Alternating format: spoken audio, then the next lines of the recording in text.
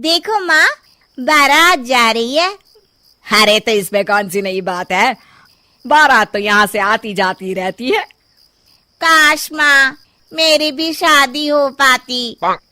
अरे तू फिक्र मत कर बेटी, मैं तेरी शादी एक इंसान से करा दूंगी। लेकिन ये कैसे हो सकता है माँ, मैं तो एक चुड़ैल हूँ।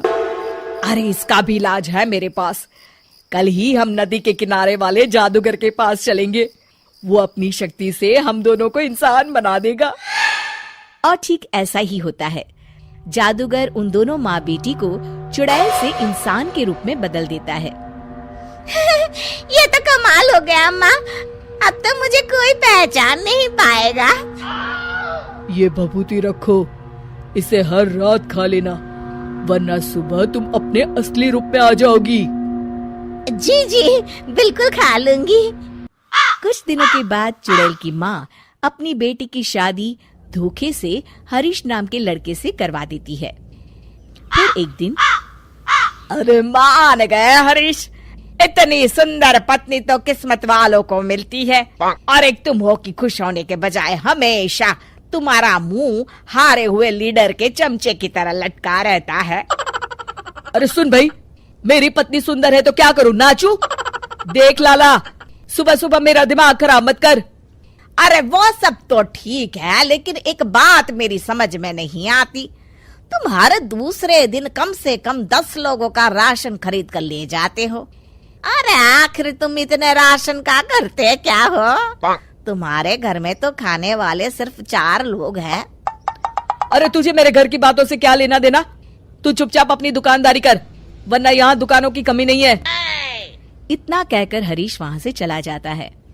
हरीश जैसे ही घर पहुँचता है, भगवान, ये क्या हो गया, मेरी तो किस्मत ही फूट गई।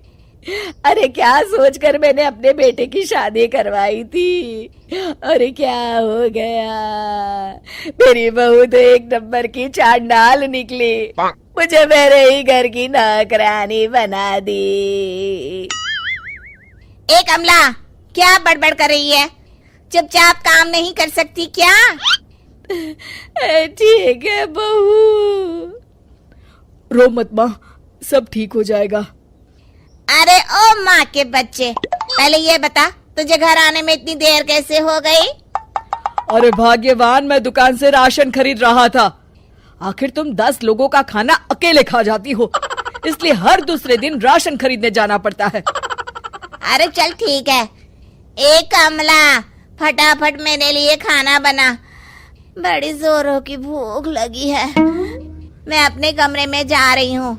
ए हरीश, चल मेरे पैर दबा। मेरी समझ में नहीं आता, ये बहू आखिर हमसे किस जन्म का बदला ले रही है, हमने इसका क्या बिगाड़ा है? अरे नाश पिटी, ये सब तेरी वजह से हुआ है। तुझे ही बड़ी जल्दी थी अपने बेटे की शादी करवाने की। अरे तो इसमें मेरी क्या गलती है जी? जो हर माँ करती है मैंने भी तो वही किया है ना।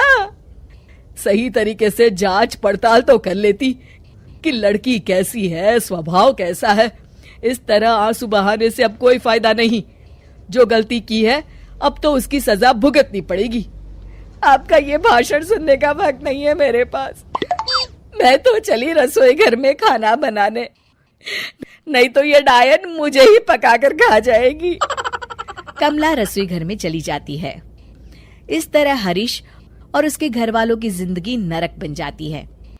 कुछ दिन बीत जाते हैं। फिर एक रात, आज तो खाना खा के मजा आ गया। कुछ भी कहो, मेरी बुढ़िया सास खाना एक नंबर का बनाती है। और ये कामचोर हरीश क्या कर रहा है? ए लड़के, ठीक तरह से पैर दबा। आज तो मुझे बहुत नींद आ रही है। इस तरह उस रात चुड़ैल जादूगर की दी हुई भभूति खाना भूल जाती है।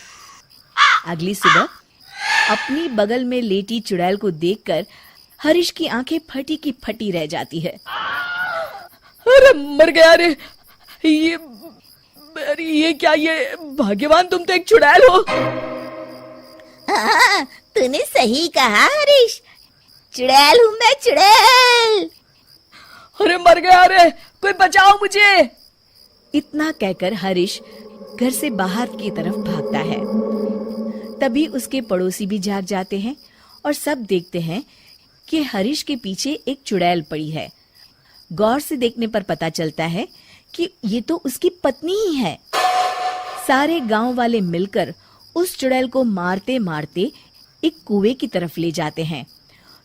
चुड़ैल गांव वालों से डरती, रोती, बिलखती उस कुएं तक पहुंच जाती है और अनजाने में ही कुएं के अंदर गिर जाती है।